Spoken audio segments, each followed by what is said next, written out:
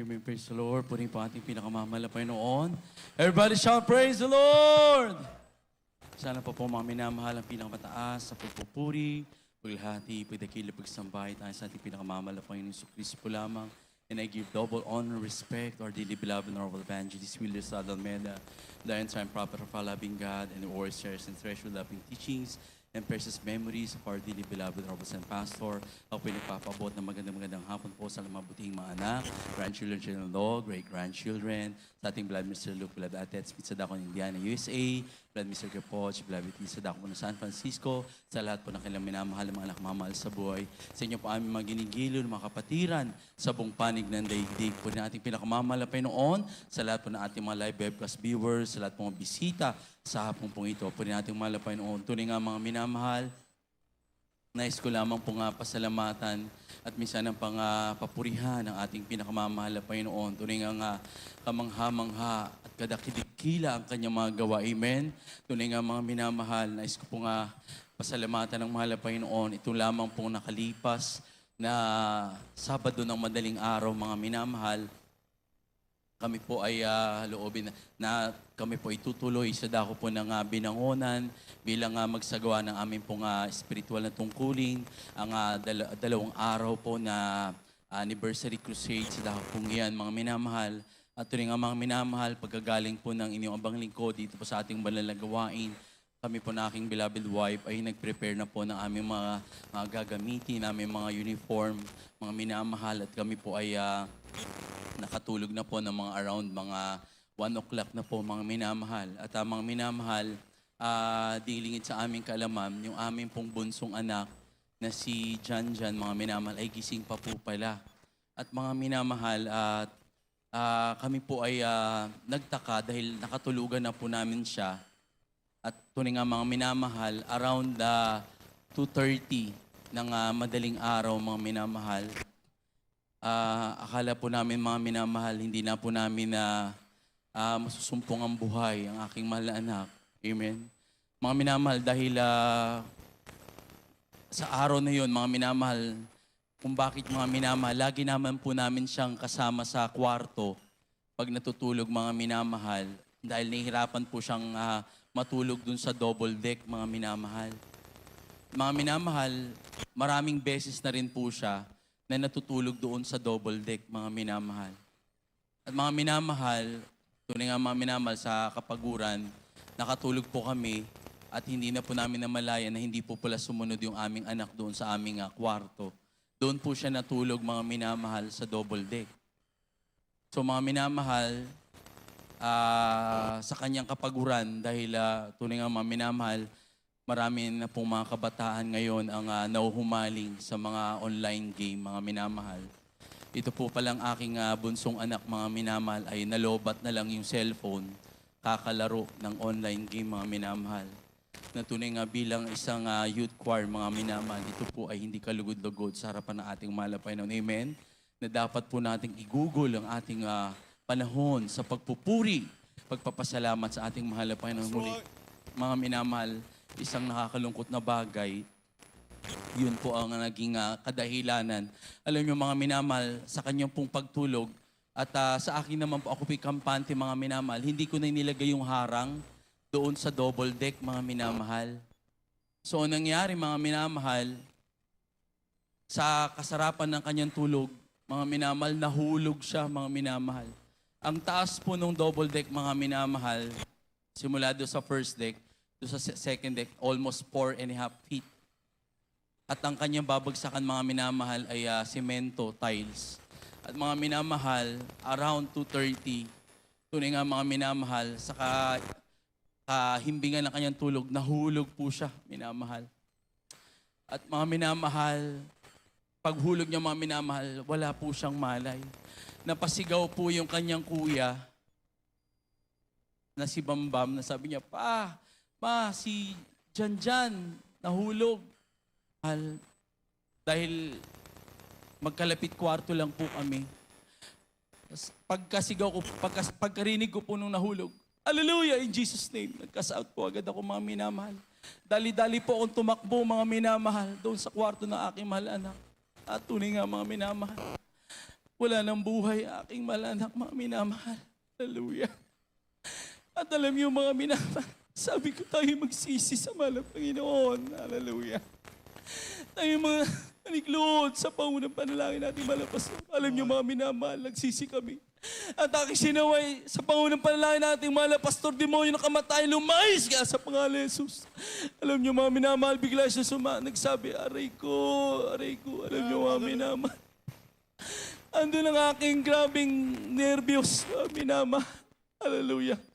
Nasumpo ang aking anak, mga minamahal, akala ko basag ang bungo dahil grabe yung dugo, mga minamahal.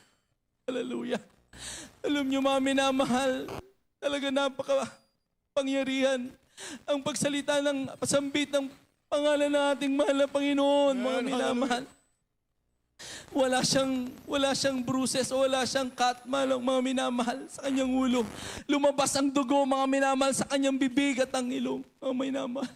Kung gano'n na lamang aking takot, mga minamahal, bilang magulang, aking nervyos dahil mga minamahal, ang laki ng bukol sa ulo niya, mga minamahal, sa kanyang left face, mga minamahal. At ang kanyang mata, mga minamahal, alos pumikit dahil sa sobrang pagkabagok, mga minamahal.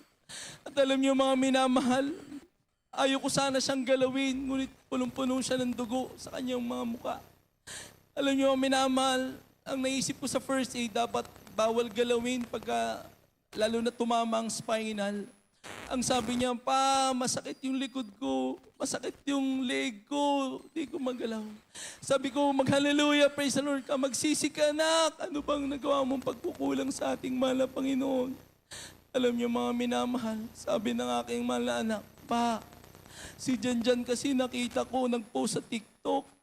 Ako, sabi ko, anak, hindi nakalugod-lugod sa mahal na Panginoon yan. Alam niyo mga minamahal, nahiruhan siya ng kanyang mga kaklase sa eskwela.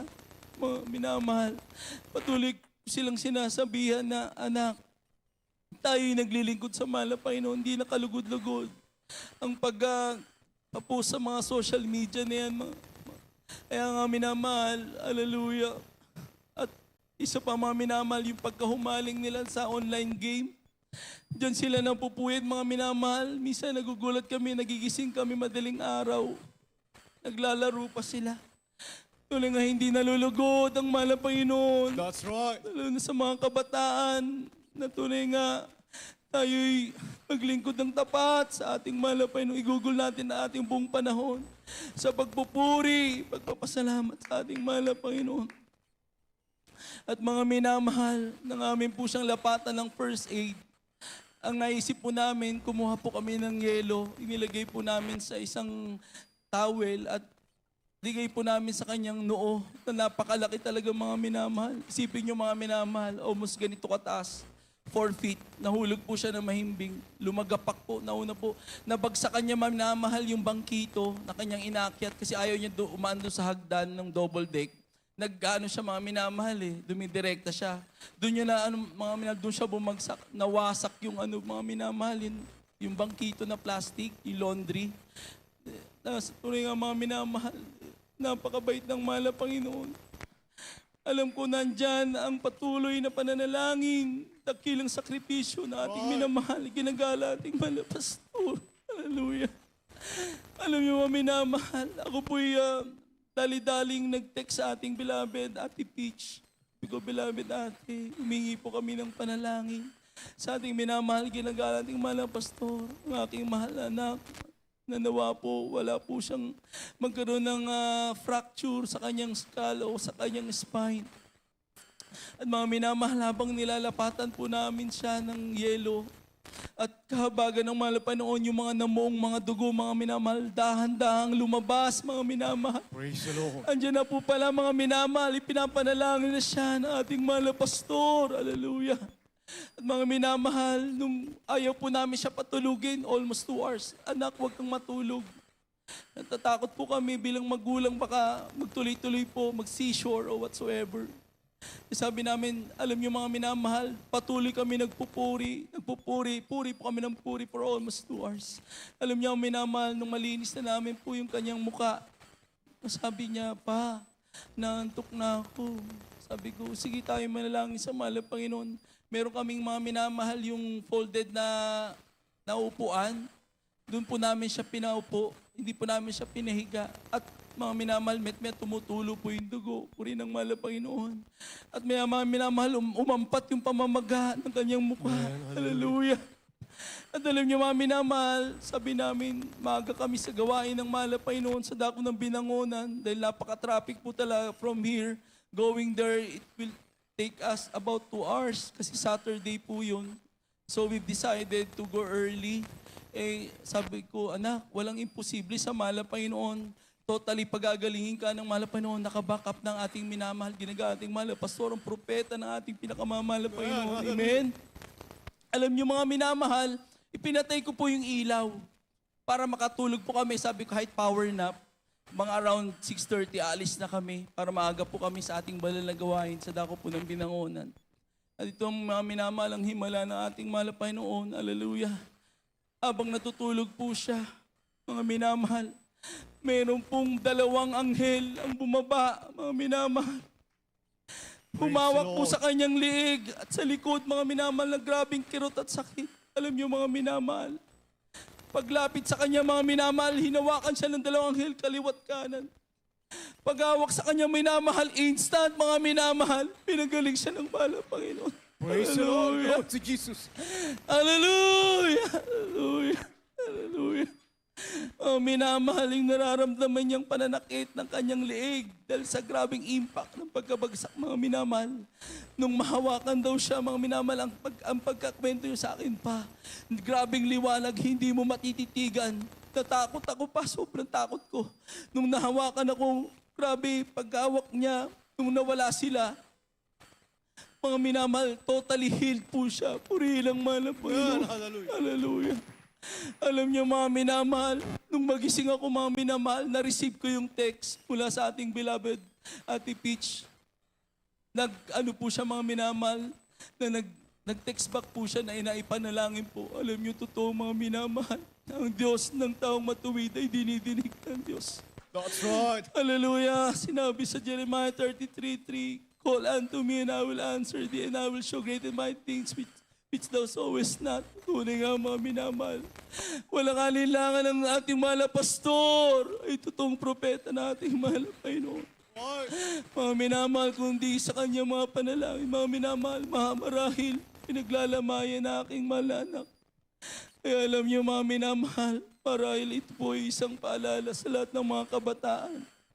Na mga minamahal, iwaksi na po ninyo ang mga social media na hindi kalugod-lugod sa ating mahal na Panginoon.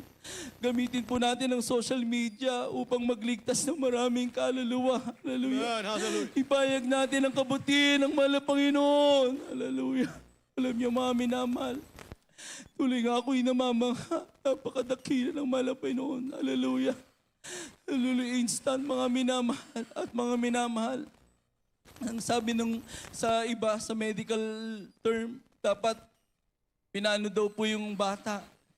Pina-CT scan, pina-x-ray, at kung ano-ano pa. Ngunit sabi ko, pinagaling na siya ng mahal na Panginoon. Hallelujah. Sa paunong panalangin ng mahal na pastoran niyo, mga minamahal. Kinabukasan ng Lunes, pagka-uwi po namin around 11, galing ng Binangonan. Napakalakas na po niya mga minamahal. Nakagawa po siya ng assignment. At mga minamahal, siya po'y nakapasok na wala po siyang nararamdaman. Puri ikaw, Diyos! Hallelujah! Hallelujah! Kaya mga minamahal, wala kaming may gaganti sa malapain kundi siya'y pasalamatan paglingkuran namin buong buhay. Hallelujah! Kaya mga minamahal, ang lahat ng kapurihan, pasasalamat ay tangi sa ating pinakamamahal na Panginoon Kristo po lamang. Praise the Lord.